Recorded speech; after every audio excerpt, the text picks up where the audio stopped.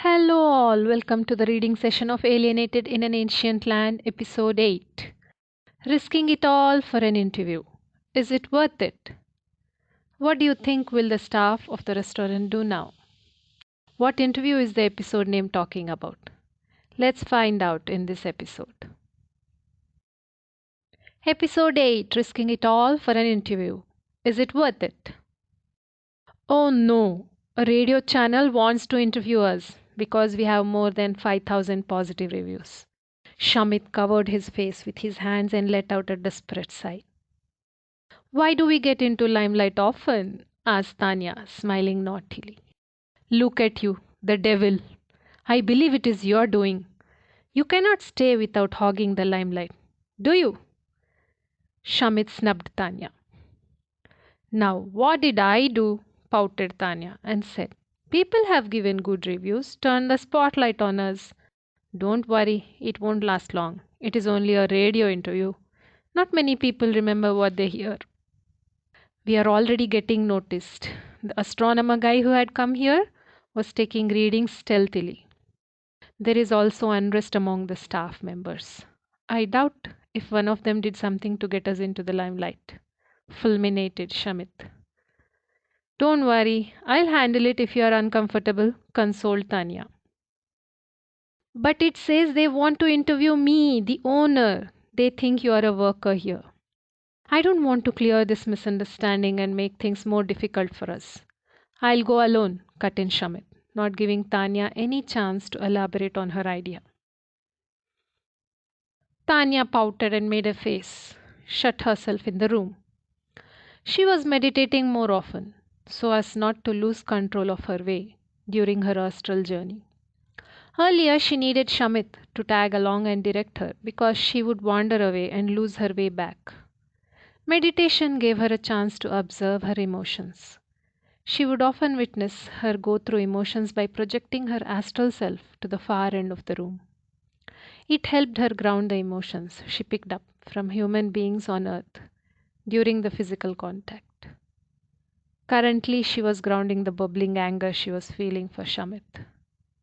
She allowed every negative thought to rise like a ghost from the well of her anger and burst it to dissolve. Slowly, the well was empty. She regained her composure and gently opened her eyes. She saw Ganesh standing in front of her, and another fit of anger shook her. How dare you come here? All of you are forbidden to enter the room. Who gave you the key to this room? She yelled at him, her voice breaking under the strain of her anger and yelling.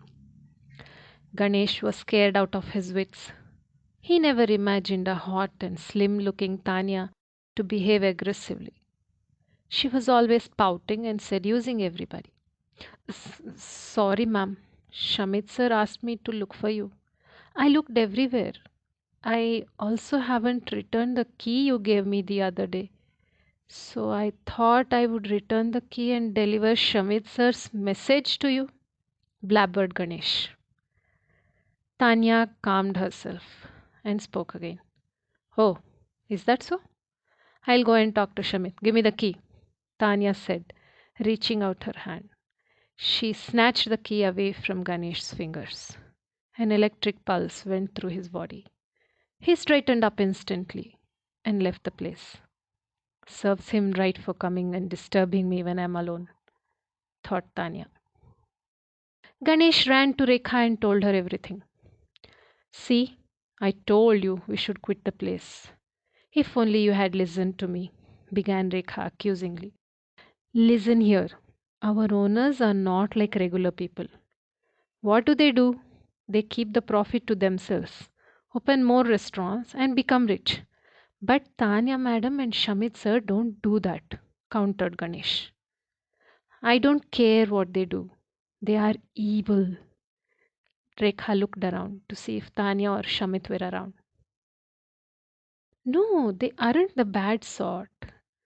Strangely, they don't want to draw attention. A few minutes ago, I heard Shamit sir complaining to Tanya madam about getting into limelight and some interview on the radio, blurted out Ganesh. Strangely, Ganesh felt no anxiety like last time. Also, you said touching her would make me anxious and scared of everything. I'm all right and not scared. Don't you see? Asked Ganesh. I don't want to hear any explanation. I believe they are bad. I want to quit as soon as possible, concluded Rekha. Your wish. Remember, no owner gives a share of the profits and tips he earns. They are doing it for some reason, and one day I will find the reason for this behavior, said Ganesh.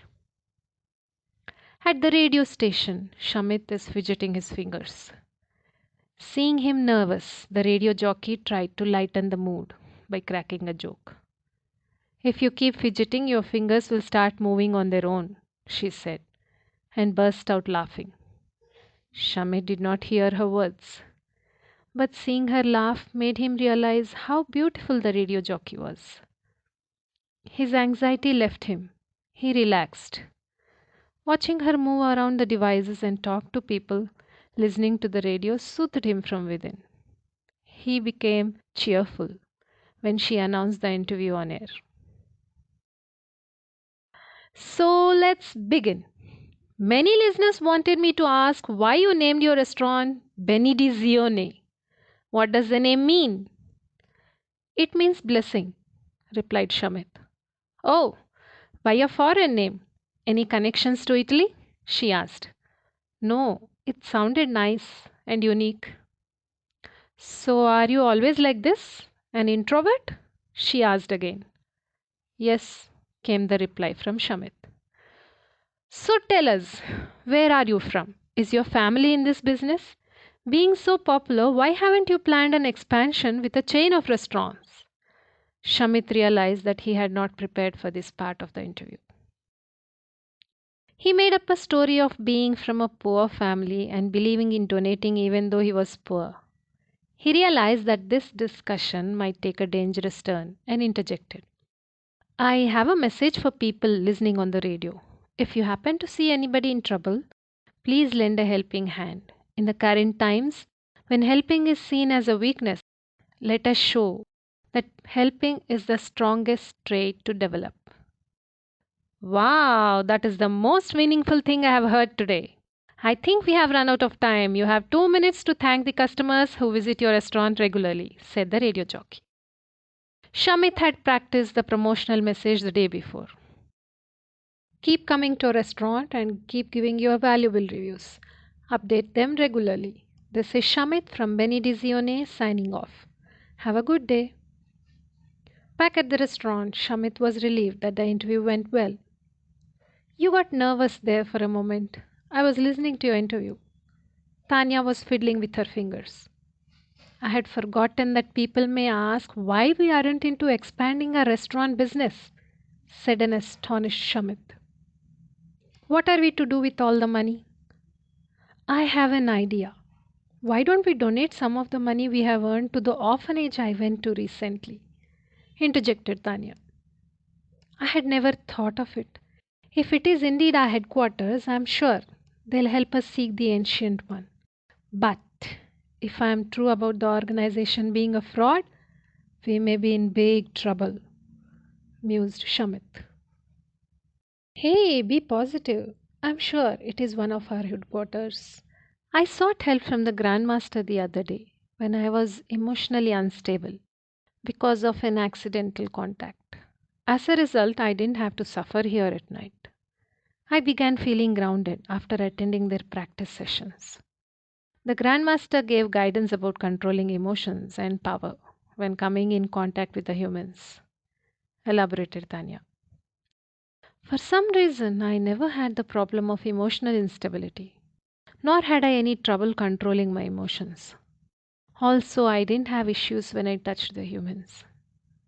I feel it is a solace to all the mockery I had to bear with because I was not powerful enough when in the company of our race, he said morosely. I'm so sorry you had to go through it, consoled Tanya. I don't know if it is a good or a bad sign. We are unable to contact our race and are faced with the ardent task of mingling with the humans. I have to work on mingling and controlling my power so that my aura isn't visible to the mortals here, she concluded. I've been using extensions to avoid contact, but long contact with my body has now made it useless. The extension has now become a part of my body, cried Tanya, trying to remove the extension from her fingers. They wouldn't budge. Dejected, she quit trying to remove it. The ancient one would surely help you, unlike the grandmaster we met the other night. I have a hazy memory of meeting the ancient one when I was a lad. He is the epitome of peace, and nothing can destabilize him or make him angry. We should not lose hope of finding the ancient one, elaborated Shamit. So that was episode 8. A few more episodes and we conclude the story. How did you find the story so far? Who do you think is the ancient one? I know the topic of aliens is overused by authors for their plots, but tell me honestly, what do you think the aliens mentioned here are? Or maybe the right question is, who do you think are the aliens? If you are one who watches more of History Channel documentaries regarding aliens, you will love the way the plot concludes. Keep liking my content and share the link with friends and family who love to listen to fictional tales. Thanks again. Don't forget to listen to a tiny story tomorrow. See you tomorrow then.